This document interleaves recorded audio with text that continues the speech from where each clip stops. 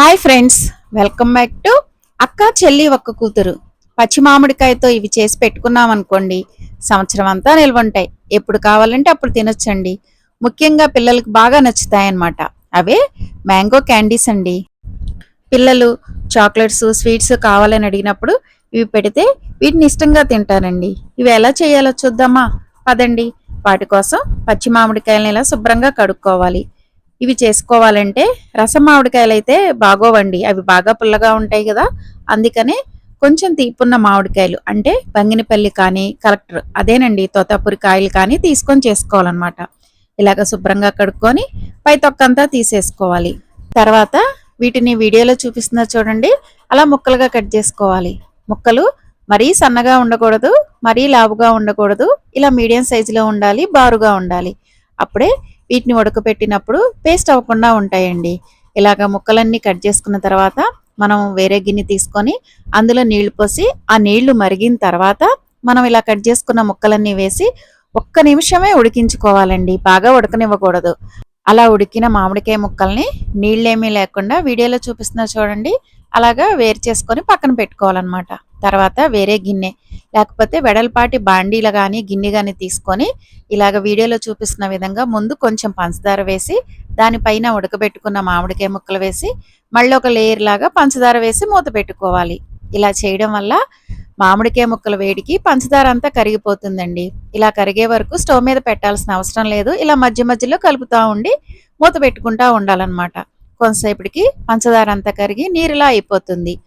ఇప్పుడు మనం ఏ బాండీలో స్టవ్ మీద పెట్టి ఉడకబెట్టుకోవాలనుకుంటున్నామో అదే బాండీలో మామిడికాయ ముక్కలను వేసేసుకొనన్నా పెట్టుకోవచ్చు, లేకపోతే వేరే గిన్నెలో అన్నా పెట్టుకోవచ్చండి.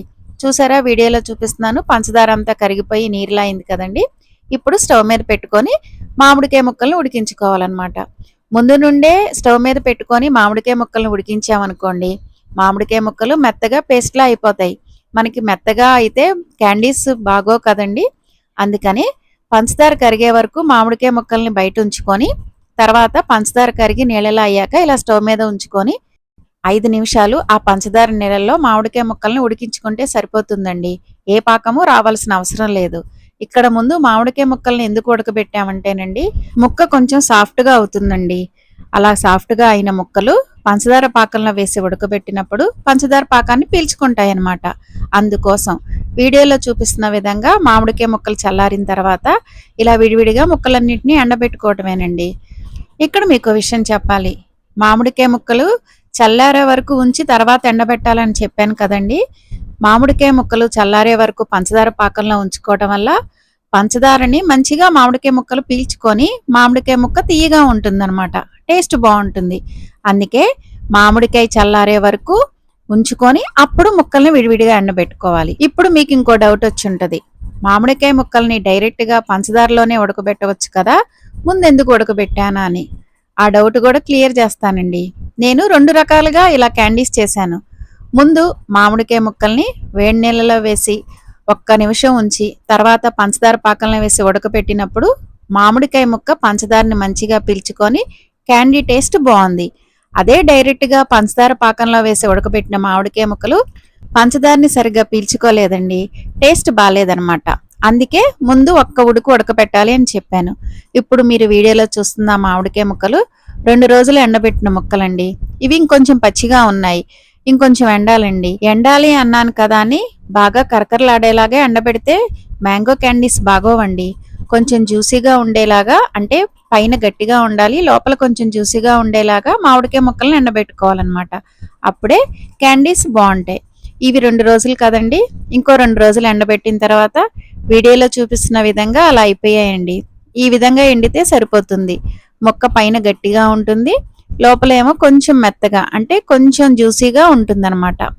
ఇలా అయినా టేస్ట్ బాగుంటుంది, నిల్వ ఉంటాయి. కానీ ఇవి కొన్ని రోజులు అయ్యాక కొంచెం మెత్తగా అయ్యి ఒకటి ఒకటి అంటుకుపోకుండా ఉండటం కోసం మిక్సీ జార్లో కొంచెం పంచదార వేసుకొని మెత్తగా పొడి కొట్టుకొని ఇలాగ వీడియోలో చూపిస్తున్న విధంగా ఆ పొడిని ముక్కల మీద వేసి మొత్తం ముక్కలు కంటే విధంగా కలుపుకొని ఏదన్నా బాక్స్లో స్టోర్ చేసుకుంటే ఎన్ని రోజులన్నా నిల్వ ఉంటాయండి. ఇలాగా పంచదార పొడి వేయడం వల్ల కొన్ని రోజులకి ముక్క ఒకటి ఒకటి అంటుకోదనమాట.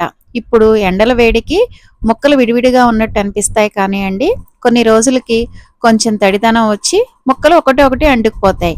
ఇలాగ పంచదార పొడి వేయడం వల్ల ముక్కలు ఒక్కొక్కటి అంటుకోవండి. ఇక్కడ మీకు కొలతలు చెప్పలేదు కదండి. నేను 2 కలెక్టర్ మామిడికాయలు తీసుకున్నానండి. అదే వెయిట్ ప్రకారం అయితే కిలో ఉంటాయి అన్నమాట మామిడికాయలు. 2 పెద్ద సైజు తోతాపురి మామిడికాయలకి 100 గ్రాములు పంచదార తీసుకున్నాను. 100 గ్రాముల పంచదార కరెక్ట్గా స్వీట్ సరిపోయిందండి.